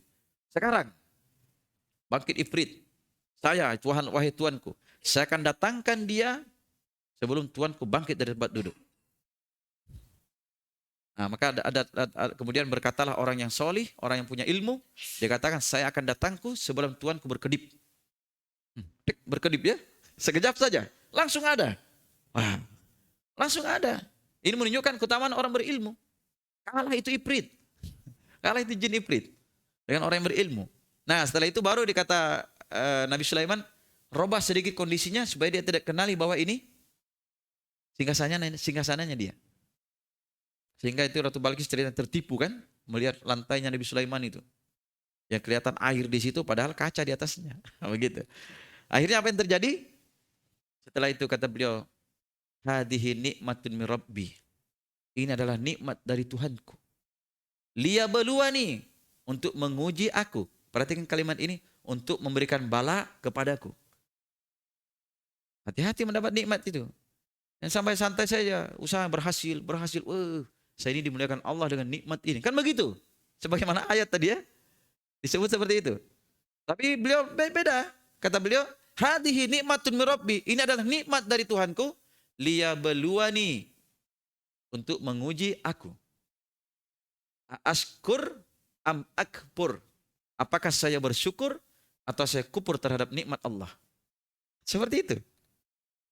Beliau ungkap nikmat. Setelah itu beliau pahami ini untuk ujian bagi dirinya. Setelah itu disebutkan apa? Siapa yang bersyukur, maka dia bersyukur untuk dirinya sendiri. Kesyukuran itu kembali kepada diri kita. Siapa yang kufur terhadap nikmat Allah, sesungguhnya Allah maha kaya, lagi maha terpuji, tidak butuh sama sekali kepada makhluk. Jadi kita diperintah bersyukur, kebaikan untuk diri kita. Kita diperintah bersabar, kebaikan untuk diri kita juga. Ini kalau mau diungkap ya, ayat-ayat tentang perkara ini banyak sekali. Karena itu kata Syekhul Islam di sini, wa idza tabara al-abdu kullahu ra'ahu yarji'u bi jumlatihi ila sabr was syukur. Wa dzalika li anna sabra salasatu aqsam. Habis waktunya ini. Kata beliau, dan jika dia merenungi, jadi jika hamba itu merenungi, seluruhnya itu ro'ahu, dia akan melihatnya, itu akan kembali secara keseluruhannya kepada syukur dan sabar. Jadi seluruh yang terjadi pada perkara kita di dunia ini pasti kembalinya pada apa? Kembalinya pada dua perkara, pada kesyukuran dan pada kesabaran. Apa pada kesabaran dan kesyukuran? Nah, di situ dia letaknya. Pada apa? Pada kesabaran dan pada kesyukuran. Jadi jika seorang hamba ini dia melihat betul-betul perkara ini, dia perhatikan, ya, dia renungi. Ternyata dia dapati, oh semua perkara itu kembali kepada dua saja. Itu secara globalnya. Ya, kembali kepada dua saja. Ila sabar, kembali pada kesabaran, dan kembali kepada kesyukuran. Begitu kan? Nah, ini kesimpulan sampai di sini. Kemudian setelah itu kata beliau, kita lanjut sedikit ya. Wadhalika li'anna sabra salah satu aksam. Dan demikianlah kata beliau, karena sesungguhnya kesabaran itu terbagi menjadi 3 jenis. Jadi kesabaran terbagi berapa? Terbagi pada 3 bagian. Aksam, qasam, bagian. Jadi yang pertama sobrun ala ta'ati hatta yaf'al hina yaf'aluha. Ini dicetakan saya salah ya, hatta harusnya hina. Jadi yang pertama, perhatikan yang pertama. Sabar terhadap ketaatan. Ketika dia melakukan ketaatan itu. Ini yang pertama. Kita baca cepat saja supaya ini ya, sempat ini. Yang pertama apa? Dia bersabar terhadap ketaatan. Jadi hamba itu ketika melakukan ketaatan harus punya kesabaran.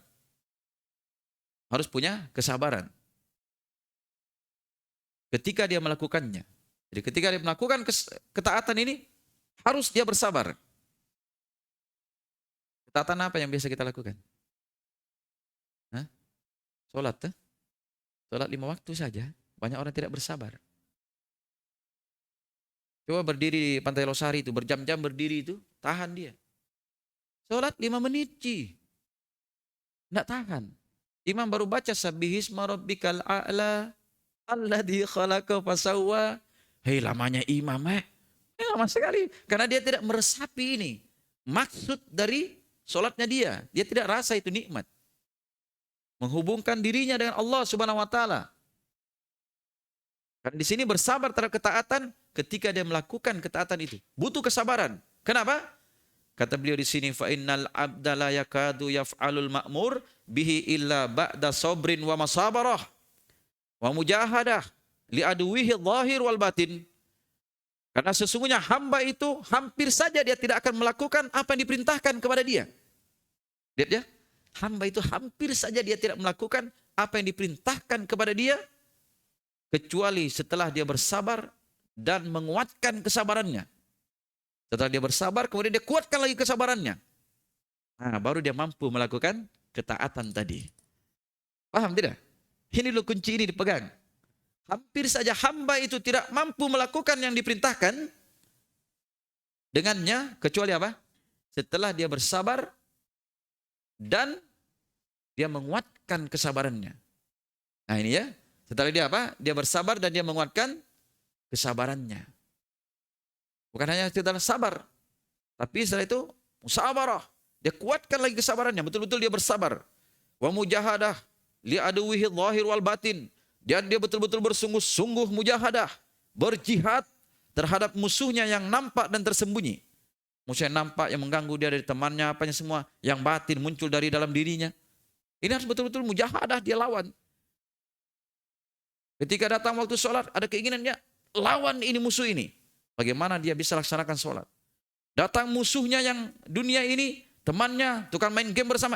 Kalau kamu pergi sholat, mati kita ini, kalah ini. Nah itu zaman sekarang sebagian anak-anak muda. Orang tua juga ada. Bahkan ibu-ibu juga ada. Kalau sudah asik nonton drakor, drama Korea, wih, lagi mesra-mesranya ini, romantis. Sholat, oh nanti mau saja deh, kalau selesai. Saya tidak menyinggung, memang ada begitu. Memang ada. Tapi tidak semuanya juga, cuma banyak. Cuma banyak tuh, kayaknya. Kemudian kata beliau di sini, Fabihasa bihada sabar yakunu ada'uhu lil ma'murati wa fi'luhu lil mustahabbat. Karena itu kata beliau, perhatikan. Bihasabi, itu disesuaikan dengan pijakan ini, yaitu bersabar, itu apa? Yakunu ada'uhu lil ma'murat. Ini akan menentukan keharusan dia untuk menunaikan yang diperintahkan kepada dia dan melakukan apa-apa yang sunnah bagi dia. Nah, jadi berpijak pada kesabaran ini, dengan dia bersabar sehingga dia mampu menunaikan perkara-perkara yang diperintahkan kepada dia, perkara-perkara yang wajib, dan dia melakukan perkara yang sifatnya mustahab, hanya sunnah hukumnya. Dia bersabar sholat 5 waktu, dia bersabar meninggalkan kesyirikan, dia bersabar terhadap riba, tidak melakukannya. Lalu dia juga melakukan yang sunnah-sunnah. Dia sholat sunnah apa? Kalau sholat sunnah dia jaga, hukum-hukum yang sunnah dia jaga, ya kan? Ya walaupun misalnya dilarang dia di dalam perkara-perkara yang sunnah itu sifatnya kalau dia tinggalkan tidak masalah, tapi dia bersabar melakukan yang sunnah karena itu tambahan dan keutamaan bagi dia. Paham ya? Karena perkara yang sunnah itu bisa memasukkan dia ke dalam surga.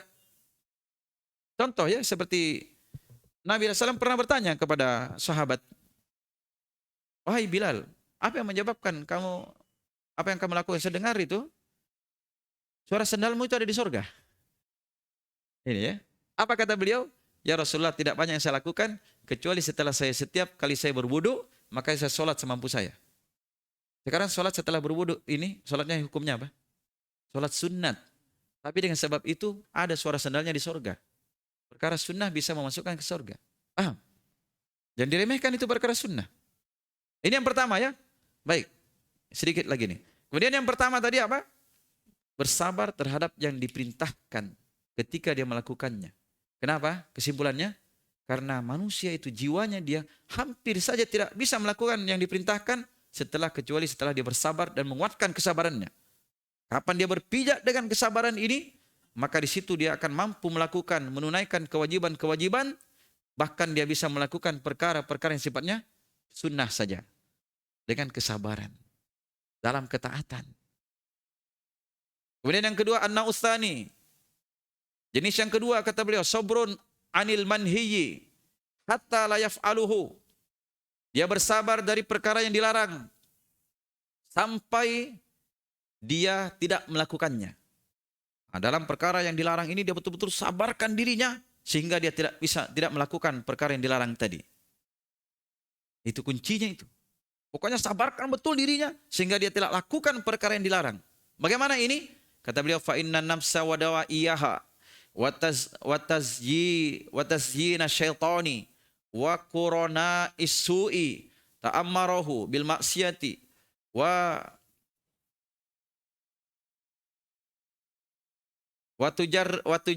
tujarri'uhu alaiha bihasbi quwati sabri yakunu tarkuhu laha. Qala ba'dus salaf a'malul birri yaf'aluhal birru wal fajir wala yakdiru ala tarkil ma'asi illa siddiqa. Nah, ini yang kedua. Kata beliau, sesungguhnya jiwa kita, ya, dan wadawaiyaha, dan pengajak jiwa kita sendiri. Kemudian ada dorongan-dorongan jiwa ini. Ada syahwat dunia, syahwat ini. Nah, ini dorongan-dorongannya yang membantu itu, hayalan-hayalannya. Jadi jiwa kita sendiri, karena asalnya jiwa itu mengajak kepada sesuatu yang dilarang. Fa inna nafsal amaratum bisu, sesungguhnya jiwa itu memerintah kepada yang jelek. Dan tambah lagi dorongan-dorongan jiwa itu, ajakan-ajakan jiwa yang lainnya. Ditambah lagi kata beliau, wa tazyina syaitan, dan perindahan dari syaitan. Syaitan menghias-hiasi. Lihat ya, ketika Nabi Adam dan Hawa keluar dari sorga, apa alasannya?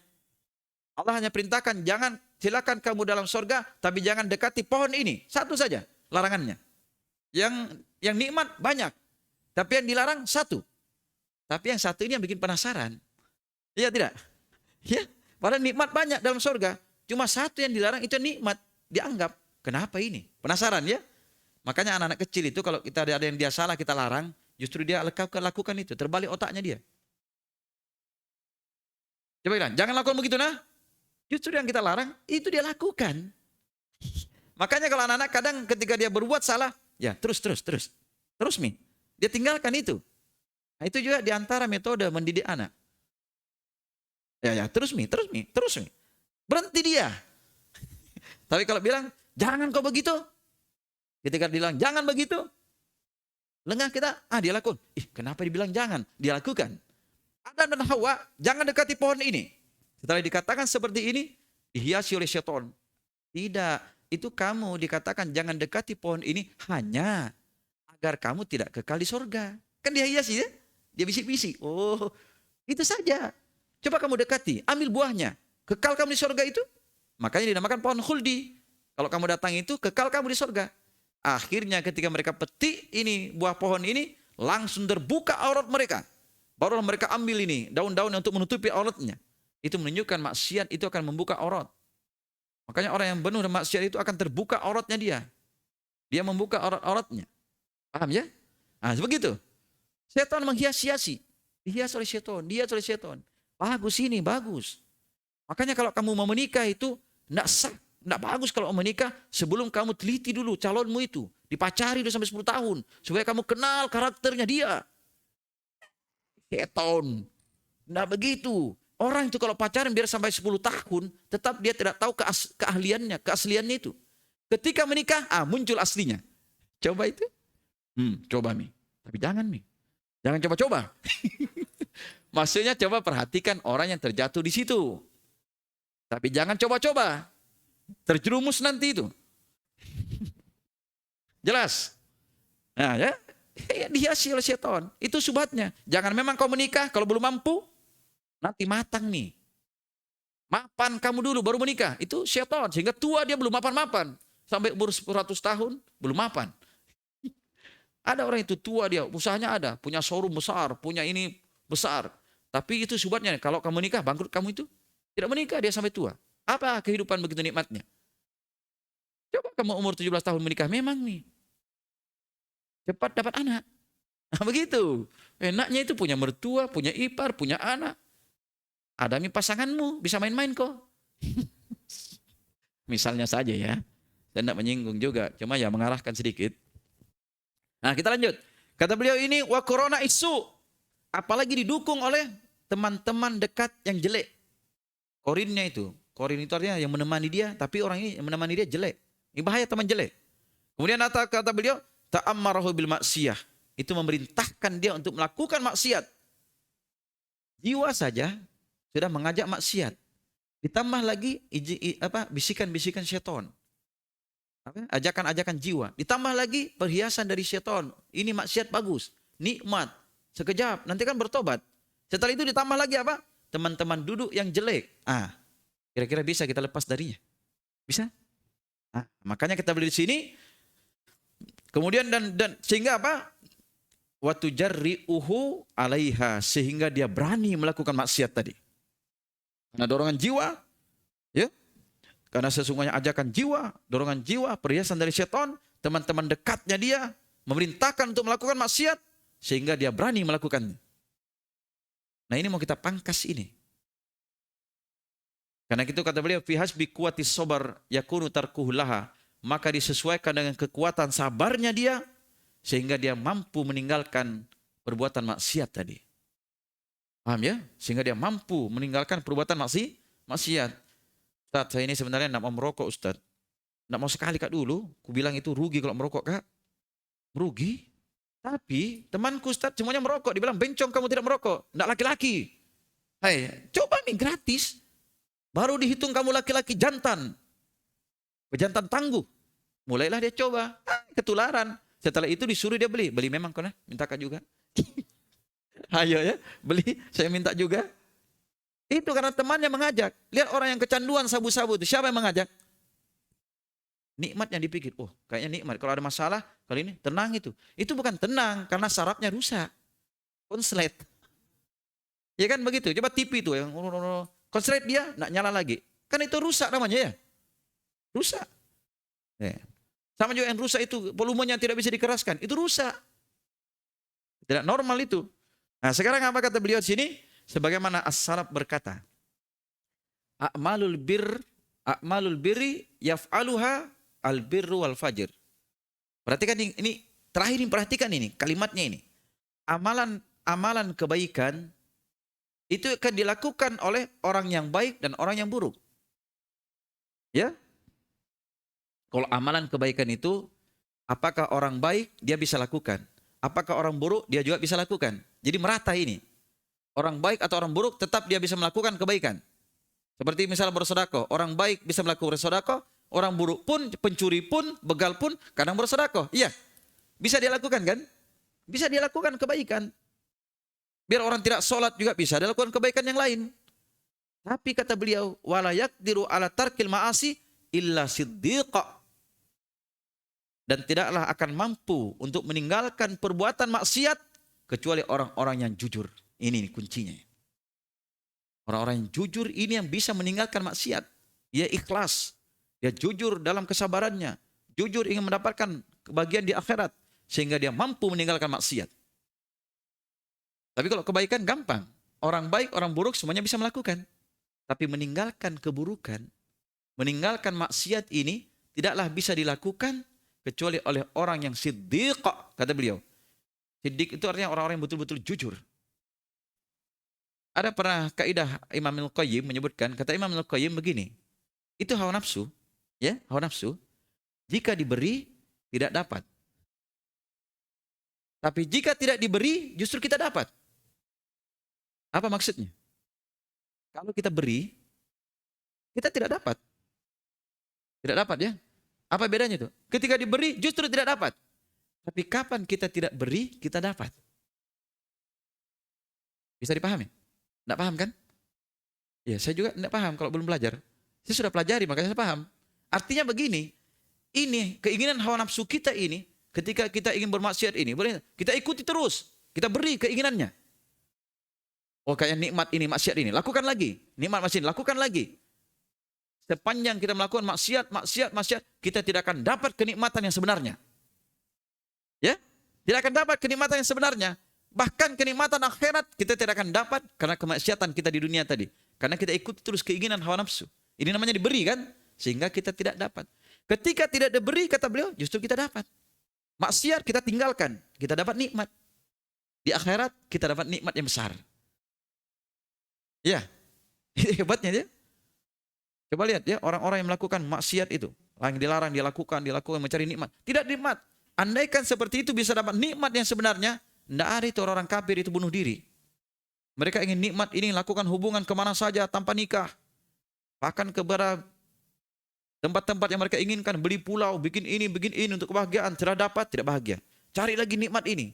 Dalam pikiran, dapat lagi, tidak bahagia lagi. Nikmat ini, tidak dapat lagi, tidak bahagia lagi. Akhirnya bunuh diri. Karena dia ikuti keinginan hawa nafsunya. Sehingga dia beri terus, walaupun melanggar, dia tidak dapat kenikmatan itu. Tapi kapan dia tidak beri, dia dapat. Hebatnya ini ya. Jelas? Yang terakhir sekarang. Sebelum kita tutup. Kemudian kata beliau di sini, an-nau'us salis. Jenis yang ketiga. Apa yang ketiga? Jenis dari kesabaran. Baik, saya ulang dulu. Kesabaran yang pertama, melakukan ketaatan. Tanpa kesabaran, jiwa itu tidak akan mampu melakukan ketaatan. Kemudian yang kedua, dia meninggalkan maksiat. Sehingga tidak melakukannya. Karena asalnya dorongan jiwa itu dari teman, dari syaitan, dan pendukung-pendukungnya mengajak kepada maksiat. Tidak mampu kita tinggalkan kecuali dengan kesabaran. Ya, sekarang yang ketiga. Yang ketiga kata beliau ini, as-sabru ala ma yusibuhu bi ghairi ikhtiyarihi minal masaibi. Wahya nau'an. Yang ketiga adalah bersabar terhadap apa yang menimpa dia tanpa kehendak dia. Artinya tanpa pilihannya sendiri. Minal masaibi, dari musibah-musibah. Artinya begini, dia harus bersabar terhadap sesuatu yang menimpa dia tanpa pilihan dia. Dia tidak inginkan itu. Tapi musibah-musibah ini pasti datang kepada dia. Paham maksudnya? Musibah-musibah yang pasti akan menimpa dia, walaupun dia tidak inginkan, tetap dia akan ditimpakan kepada dia. Ini yang disebut dengan apa? Ketetapan Allah yang bersifat kauni. Sesuatu yang pasti terjadi. Mau tidak mau pasti terjadi. Sakit, pusing kepala, kadang usaha kurang lancar. Itu semua orang pasti akan ditimpakan begitu. Sunnatullah. Nah, sekarang kata beliau ini terbagi menjadi dua. Terbagi dua. Yang pertama, kata beliau nau'un lakhtiyara lil khalqi fihi. Jenis yang tidak ada pilihan bagi makhluk terhadapnya. Artinya tidak ada pilihan, pasti kita akan mendapat musibah seperti ini. Pokoknya tidak ada pilihan lain kecuali pasti akan ditimpakan kepada kita. Apa itu? Kata beliau, kal amradi wa ghairiha minal masaibi as-samawiyah fahadihi yashalu sabru fiha. Ini perhatikannya, ini yang lebih mudah ini bersabar ini. Kata beliau apa di sini? Perhatikan. Kata beliau, jenis yang pertama itu adalah la ikhtiyara lil khalqi fihi. Tidak ada pilihan bagi makhluk padanya. Artinya tidak ada pilihan lain kecuali pasti kena, seperti sakit-sakit, ya. Kal amrad, seperti penyakit-penyakit kan pasti tertimpa ya. Ditimpa sakit gigi, ya kan? Ditimpa sakit kanker, kantung kering. Begitu. Apalagi? Lain-lain sebagainya. Ditimpa lagi sakit hati. Begitu. Nah, ini sakit hati ini dua macam nanti. Ada yang dari manusia dia. Ini maksudnya ini kata beliau ini minal masaibi samawiyah, dari musibah-musibah as-samawiyah yang datang dari langit langsung. Artinya musibah yang langsung datang dari Allah tanpa perantara manusia. Paham? Artinya memang Allah timpakan tiba-tiba capek sekali dia. Aduh. Tiba-tiba sakit dia. Jadi kan dari Allah langsung dari langit. Tanpa perantara manusia. Kata beliau fahadihi yashalu sabru fiha, dan ini bersabar itu lebih mudah padanya. Jelas ya? Ya tidak? Aduh, kan tidak ada sangkut paut dengan orang. Mudah dia bersabar. Kenapa? Li'anal abda yashhadu fiha qada Allahi wa qadrahu. Karena sesungguhnya hamba itu dia menyaksikan ada musibah yang ditimpakan kepada dia ini. Oh, ini sudah ketentuan Allah dan takdir Allah ini. Ya kan? Oh, ini takdir Allah ini. Oh, ini ketentuan Allah ini. Akhirnya mudah dia bersabar. Kemudian kata beliau wa annahu la madakhala linnasi fiha, dan tidak ada masuk padanya itu campur tangan manusia. Artinya memang langsung dari Allah sakitnya, musibahnya. Tidak ada campur tangan manusia. Nah, itu lebih mudah dia bersabar. Kenapa? Fayasbiru imma tiraran wa imma ikhtiyaran. Maka dia pun apa? Fayasbiru. Maka dia pun bisa bersabar. Apakah dia bersabar dengan terpaksa atau dia bersabar dengan pilihan dia untuk bersabar? Itu mudah. Sudah karena dia ditimpa sakit, aduh sabar saja deh. Ya kan terpaksa itu. Atau dia ketika dia dapat sakit ini harus bersabar, dia pilih. Kalau saya bersabar saya dapat pahala ini. Nah, ini bersabar dia. Apakah itu dia bersabar dalam keadaan terpaksa atau dalam keadaan dia memang pilih untuk bersabar? Ini lebih mudah kalau memang musibah datang langsung dari langit. Kemudian kata beliau di sini apa?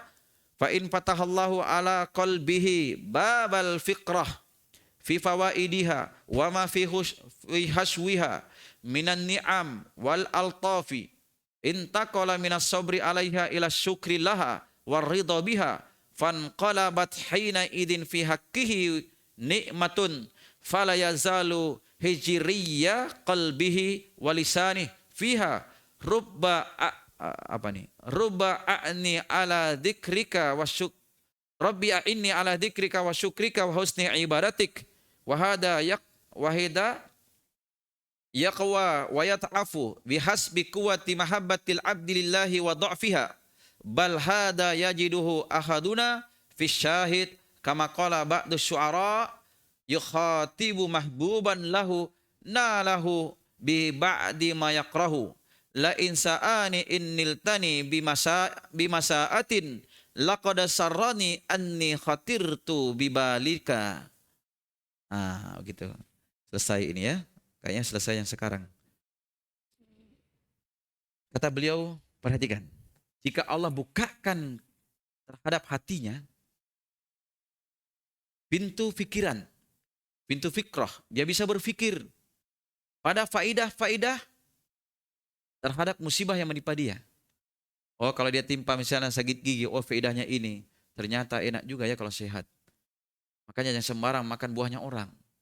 Jangan ada buahnya orang lihat masa dia petik makan sembarang segigi dia. Mungkin begitu ya. Dia pikir, dia pikirkan faedah-faedah dari Allah bukakan pintu hati dia. Jadi Allah bukakan kepada hatinya pintu fikiran. Dia berfikir tentang faedah-faedah dia mendapat musibah tadi. Sehingga kalau dia bersyukur atau kalau dia bersabar terhadap musibah tadi. Kemudian kata beliau, dan pada apa-apa yang mengitari dari nikmat dan kelembutan Allah. Artinya apa di sini? Ternyata dengan Allah berikan saya sakit ini, banyak nikmat yang tidak pernah saya dapat ketika sehat. Kan begitu ya? Kadang begitu, orang sakit ada faedahnya. Tiba-tiba makan tidak pernah dia makan seumur hidupnya, datang orang bawakan. Ih, Masya Allah di, gitu ya. Dia diam-diam di rumah, datang orang bawakan ini. Ih, ada lagi di, gitu ya. Enak dia rasa, enak dia rasa. Karena begitu, nikmat-nikmat Allah itu muncul setelah dia sakit. Faedah-faedah dari sakit itu, ternyata setelah dia sehat, wah nikmat sekali ternyata pentingnya itu nikmat. Dan demikian pula kelembutan Allah. Ya, kelembutan Allah. Kemudian apa itu? Kalau dia pikirkan seperti ini kata beliau, berubahlah intaqala minas sabri 'alaiha ila syukri laha. Berubahlah awalnya dia bersabar, maka dia akan bersyukur terhadap musibah tadi. Waridho biha, sehingga dia pun ridho terhadapnya. Ini 3 tingkatan ya orang dapat nikmat. Apa dapat musibah tadi? Orang dapat musibah itu yang pertama itu yang wajib bagi dia bersabar. Sabar itu berat dia rasa, tapi harus dia tahan. Itu kesabaran. Nah, tingkatan yang lebih tinggi dari kesabaran itu ridho. Ridho itu dia lapang menerimanya. Apakah dia dapat musibah, tidak dapat musibah, sama bagi dia. Itu ridho, tingkatan tinggi ini. Dan tingkatan yang paling tinggi, puncaknya itu adalah ketika dia mendapat musibah, justru dia bersyukur. Kenapa dia bersyukur? Hah? Pas dia sakit, Alhamdulillah. Begitu. Jatuh dari motor, Alhamdulillah. Hah? Hilang HP-nya dia, Alhamdulillah. Bisa. Ini tingkatan tinggi ini. Artinya dia itu bisa bersyukur, karena dia syukuri apa? Ketika dia sakit, dia pahami. Dengan musibah ini Allah hindarkan dari musibah yang lebih besar. Dengan musibah ini Allah akan gugurkan dosa-dosanya. Dengan musibah ini Allah akan angkat derajatnya dia. Ini banyak ya faedah-faedah dari kesabaran tadi. Sehingga dia akan mensyukurinya. Paham? Ini tingkatannya. Kemudian kata beliau, fanqalaba hina idin, sehingga musibah itu akan berubah ketika itu ketika dia memahaminya akan berubah menjadi nikmat. Jadi musibah ini ketika dia memahami faedah-faedahnya menyebabkan dia ridho dan dia syukuri sehingga musibah berubah menjadi nikmat bagi dia. Hebatnya ya, menjadi nikmat bagi dia. Kemudian kata beliau sini fala yazalu hizriya qalbihi wa lisanihi fiha, dan terus menerus kata beliau dia ulang-ulang ya pada hatinya dan lisannya padanya. Dia ulang-ulang ini apa? Dia ulang-ulang doa, Rabbi a'inni ala dzikrika wa syukrika wa husni ibadatik. Wahai Rabbku, a'inni ala dzikrik. Tolonglah saya untuk senantiasa mengingatmu. Wa syukrika, dan bersyukur kepadamu. Wa husni ibadatik, dan untuk memperbaiki ibadahku kepadamu. Ini doa yang Nabi ajarkan sebelum kita salam kepada Mu'adz bin Jabal. Kata Rasulullah, wahai Mu'adz, jangan sekali-kali kamu tinggalkan doa ini di setiap dubur kuli sholat. Akhir dari setiap sholat. Itu ketika tahiyat akhir, kita membaca selawat, membaca doa perlindungan dari 4 perkara, kita baca doa ini sebelum salam. Dan doa-doa yang lainnya. Ini diantaranya, ya Allah, bantulah saya untuk berzikir kepadamu, bersyukur kepadamu, dan memperindah ibadahku untukmu. Minta ini kepada Allah. Karena itu kata beliau di sini, dan ini kata beliau, kuat dan lemahnya itu disesuaikan dengan kekuatan kecintaan hamba terhadap Allah dan lemahnya kecintaan hamba terhadap Allah. Jadi kalau hamba itu kuatnya cinta kepada Allah, semakin kuat kesabarannya dan semakin kuat kesyukurannya dan ridhonya. Sehingga dia juga minta kepada Allah apa? Untuk terus mengingat Allah, terus bersyukur kepadanya, dan terus dia memperbaiki ibadahnya, memperindah ibadahnya untuk Tuhannya. Ini disesuaikan apa kata beliau? Sesuai dengan kuat dan lemahnya kecintaan dia kepada Allah. Kemudian kata bahkan ini dia akan dapati, salah seorang dari kita akan mendapati pada masyahid, pada alam yang nyata. Sebagaimana berkata sebagian syuara. Syuara itu apa? Ahli syair. Syuara itu apa? Ahli syair, orang yang bersair. Syair apa? Syuara itu jamak dari orang yang bersyair, bersair. Apa syairnya ini? Syairnya adalah dikatakan oleh dia, la insa'ani anniltini bimasya'atin laqad sarrani anni khatirtu babi balika. Kan itu kata beliau, Sebagaimana sebagian ahli syair, yukhatibu mahbuban. Dia membicarai yang dia cintai untuknya, nalahu bi ba'di ma yakrahu. Sehingga apa? Pada sebagian yang dia tidak sukai. Jadi dia perkataan kepada yang dia cintai, yang dia peroleh pada sebagian apa yang dia tidak sukai. Jadi dia membicarakan ini kepada yang dia cintai untuk dia terhadap sebagian yang dia benci. Kan dia mempunyai kecintaan, dia senang begini. Tapi ada sebagian yang dia tidak sukai. Akhirnya dia bicarakan begini. Apa dia katakan? Sungguh jika pemberianmu kepadaku dengan satu keburukan. Ya, sungguh kata beliau, jika pemberianmu kepadaku dengan satu keburukan, laqad sarrani anni khatirtu bibalika. Apa selanjutnya? Sesungguhnya telah menggembirakanku bahwa aku ini telah terlintas di hatimu. Ini artinya begini. Kalau walaupun orang itu berbuat jelek sama dia, ya ada kejelekan yang menimpa dia ini, cukuplah dengan pemberian dia itu kepada dirinya dengan satu keburukan, itu telah menyakiti hatinya. Tapi sesungguhnya katanya itu telah menggembirakanku bahwa aku telah terlintas di hatimu. Jadi kalau orang itu berbuat jelek kepada dia, artinya gini, ada pemberian dia itu kepada dirinya dengan satu keburukan. Jadi orang berikan keburukan kepada dia dengan satu keburukan. Keburukannya itu cukup membuat sakit hatinya dia. Tapi dia hibur dirinya dengan apa? Dia bilang sesungguhnya telah menggembirakanku bahwa aku telah terlintas di hatimu. Itu yang membuat sakit hatinya tadi bisa reda dengan cukuplah. Yang penting saya kan telah terlintas di hatimu. Begitu. Walaupun dia disakiti dirinya, tapi diberikan kepada dia sesuatu yang menyakiti hatinya, tapi dia lawan dengan apa? Oh cukuplah katanya, saatapun begini, tidak apa-apa ya. Jelas pernah terlintas diriku pada hatimu. Begitu kan? Itu mengobati sakitnya tadi. Jelas sampai di sini? Baik, cukup sampai di sini. InsyaAllah ta'ala untuk pembahasan berikutnya, itu kita bahas pada pertemuan besok. Jadi pertemuan besok itu, dari jenis kesabaran terhadap musibah itu ada dua tadi ya. Ini baru yang pertama kita baca. Kesabaran itu dua jenis. Yang pertama kita bersabar terhadap musibah yang langsung datang dari langit. Itu mudah kita bersabar. Adapun yang kedua, jenis yang kedua ini, itu musibah yang terhasilkan dari manusia. Saya baca sedikit, kata beliau, mayussulu lahu bi fi'lin nas. Apa yang terhasilkan dari musibah itu dengan perbuatan manusia. Ini dia. Ya, terhasilkan dari apa? Perbuatan manusia terhadap dirinya. Bagaimana itu? Fi malihi au irdihi au nafsihi. Perbuatan manusia terhadap hartanya, atau perbuatan manusia terhadap kehormatannya, atau terhadap dirinya. Ini musibah yang di sisi manusia ini yang berat ini. Ya, manusia ganggu kehormatannya, dicacati kehormatannya, diganggu hartanya, diganggu dirinya. Karena diri ini akan langsung untuk membalas. Ini kan berat dia bersabar di sini. Nah, bersabar dari sisi yang kedua inilah yang akan diberikan kaidah oleh beliau dengan 20 kaidah kesabaran. Itu fokusnya di situ nanti. Kalau yang datang dari Allah tadi gampang ya. Kita bisa bersabar. Bahkan kalau kita mampu, kita ridho terhadap musibah itu, bahkan kita bersyukur. Dan itu Nabi ketika mendapat musibah, beliau katakan, Alhamdulillah ala kulli hal. Segala pujian bagi Allah terhadap segala sesuatu. Tapi kalau musibah datang dari sisi manusia, ini berat kita bersabar.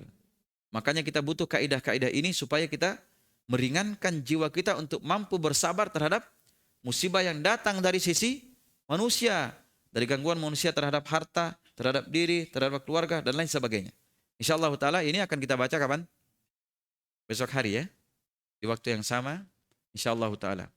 Ya, semoga Allah mengkaruniakan kepada kita ilmu yang bermanfaat. Ya, amalan yang diterima. Dan semoga Allah subhanahu wa ta'ala menjadikan kita dari hamba-hambanya yang terus menerus diberikan taufik. Dimatikan di atas Al-Quran atau di atas Islam wa sunnah. Dan dimasukkan ke dalam surga Firdaus bersama para nabi dan para rasul.